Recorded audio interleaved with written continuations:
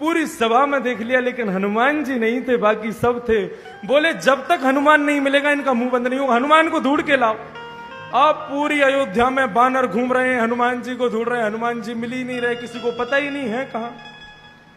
राम जी बेचारे ढूंढ रहे थे, हनुमान मिल जाओ, हमारे मुंह में दर्द हो रहा है बहुत जोर से। इतने में ही हनुमान जी महाराज, राम जी महाराज अपने कक्ष के निकट से निकले तो देखा छत पे से एक पूंछ लटक रही है। राम जी ने तुरंत पूंछ के नीचे खींचा तो हनुमान जी महाराज धड़ाम से, अरे महाराज जय हो।